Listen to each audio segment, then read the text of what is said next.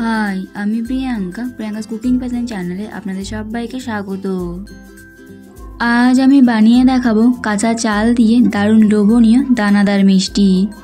এই মিষ্টিটি আপনারা বাড়িতে থাকা সামান্য কিছু উপকরণ দিয়েই ঝটপট বানিয়ে নিতে পারবেন। আমার আজকের এই রেসিপিটি আপনারা প্রথম থেকে শেষ পর্যন্ত দেখবেন। আশা করি আপনাদের ভালো লাগবে। তাহলে চলুন দেরি না করে আমার আজকের এই রেসিপিটি শুরু করা যাক। সবার প্রথমে এখানে আমি 1 বাটি গোবিন্দভোগ চাল নিয়েছি। আপনারাও এখানে নিজেদের পরিমাণ অনুযায়ী গোবিন্দভোগ চালগুলোকে নেবেন। এবার আমি চালগুলোকে ধুয়ে নেব। তার জন্য একটা বাটি নিয়েছি। বাটির মধ্যে গোবিন্দভোগ চালগুলোকে দিয়ে দিলাম। এবার আমি চালগুলোর মধ্যে দিয়ে দিচ্ছি জল। এবার আমি 2-3 বার জল পাল্টে ভালোভাবে চালগুলোকে ধুয়ে নেব। চালগুলোকে আমি ভালোভাবে ধুয়ে নিলাম। এবার আমি চালগুলোকে জল থেকে তুলে নিয়ে প্লেটের মধ্যে দিয়ে দিচ্ছি। চালগুলোকে আমি এইভাবে একটু প্লেটের মধ্যে ছড়িয়ে দিচ্ছি। সব চালগুলোকে আমি প্লেটের মধ্যে দিয়ে দিলাম।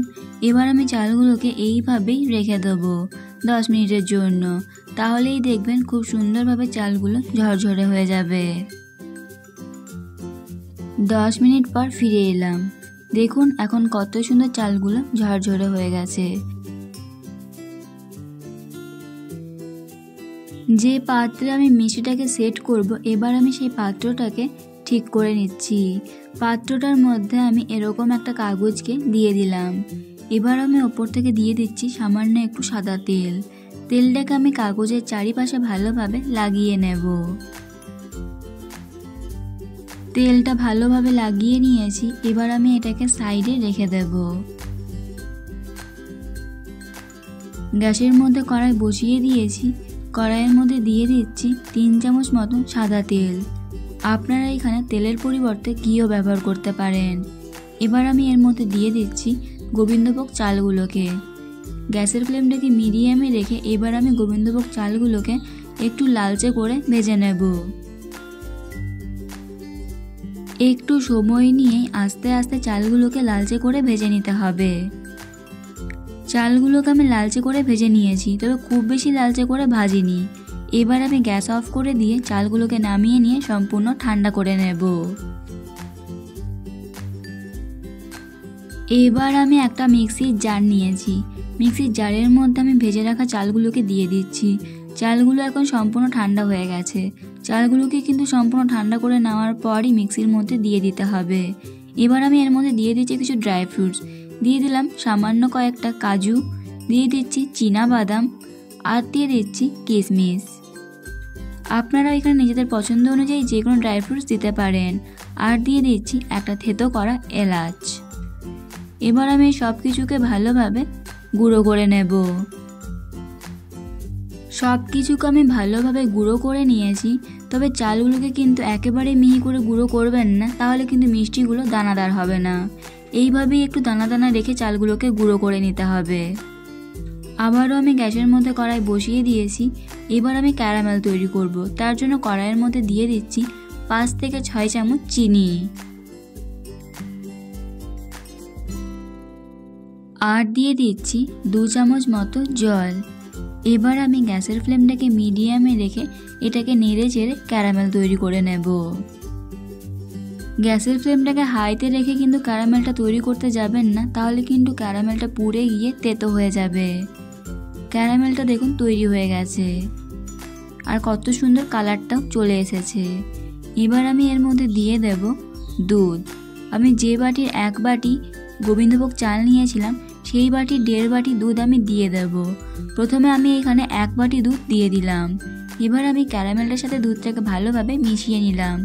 এবার আমি এর মধ্যে আরও 1/2 বাটি দুধকেও দিয়ে দিলাম। আবারও আমি সব কিছুকে ভালোভাবে মিশিয়ে নেব।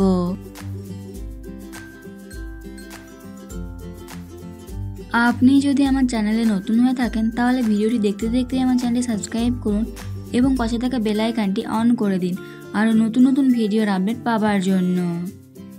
এবার আমি এর মধ্যে দিয়ে দিলাম 1/2 বাটি মতো চিনি। এবার আমি চিনিগুলোকে দুধের সাথে ভালোভাবে মিশিয়ে নেব।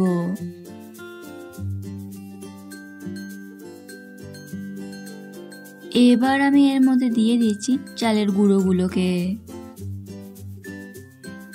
এবার আমি চালের গুঁড়োটাকে দুধের সাথে ভালোভাবে মিশিয়ে নেব।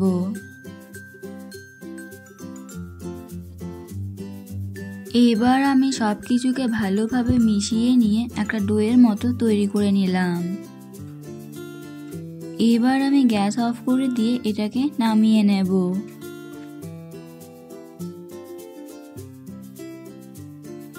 এবার আমি মিশ্রণটাকে মোল্ডের মধ্যে দিয়ে দিচ্ছি। এই মিশ্রণটাকে কিন্তু গরম থাকা অবস্থাতেই মোল্ডের মধ্যে দিয়ে দিতে হবে। পুরো মিশ্রণটাকে আমি মোল্ডের মধ্যে দিয়ে দিলাম। এবার আমি একটা চামচ দিয়ে মিশ্রণটাকে চারিপাশে সমানভাবে সেট করে দিচ্ছি। এবার আমি এটাকে ঢাকা দিয়ে সম্পূর্ণ ঠান্ডা হয়ে যাওয়া পর্যন্ত অপেক্ষা করব। মিষ্টিটা এখন সম্পূর্ণ ঠান্ডা হয়ে গেছে। এবার আমি এর ওপরে একটা প্লেট দিয়ে এটাকে ডিমোল্ড করে নেব।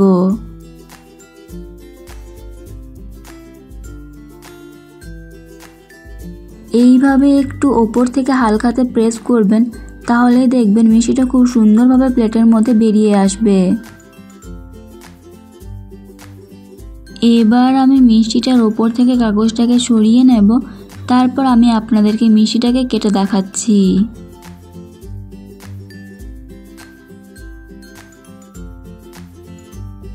এবার আমি একটা চাকু দিয়ে আপনাদেরকে মিষ্টিটাকে কেটে দেখাচ্ছি। দেখুন কত সুন্দর মিষ্টিটা কাটা হয়ে যাচ্ছে। মিষ্টিটা কিন্তু এত সুন্দর কাটা হচ্ছে কারণ মিষ্টিটা ঠিকভাবে সেট হয়েছে। মিষ্টিটা যদি ঠিকভাবে সেট না হয় তাহলে কিন্তু পারফেক্টভাবে কাটা হবে না। এবার আমি আপনাদেরকে মিষ্টিটাকে দেখিয়ে দিচ্ছি। আপনারা দেখেই বুঝতে পারছেন মিষ্টিগুলো ঠিক কতটা পারফেক্ট আর দানাদার হয়েছে। মাত্র এক বাটি গোবিন্দভোগ চাল দিয়ে দেখুন কতগুলো সন্দেশ তৈরি হয়ে গেল। বাড়িতে থাকা সামান্য কিছু উপকরণ দিয়ে খুব সহজেই তৈরি হয়ে গেল এই সন্দেশটি। চলুন এবার আমি আপনাদেরকে একটা সন্দেশ ভেঙে দেখাচ্ছি, তাহলে আপনারা বুঝতে পারবেন সন্দেশগুলো ঠিক কতটা নরম, তুলতুলে আর পারফেক্ট দানাদার হয়েছে। এই রেসিপিটি আপনাদের কেমন লাগলো অবশ্যই কমেন্ট করে জানাবেন। ভালো লেগে থাকলে লাইক এবং শেয়ার করবেন। এরকমই আর নতুন নতুন ভিডিওর আপডেট পাওয়ার জন্য প্রিয়াঙ্কাস কুকিং প্যাশন চ্যানেলটিকে সাবস্ক্রাইব করতে ভুলবেন না।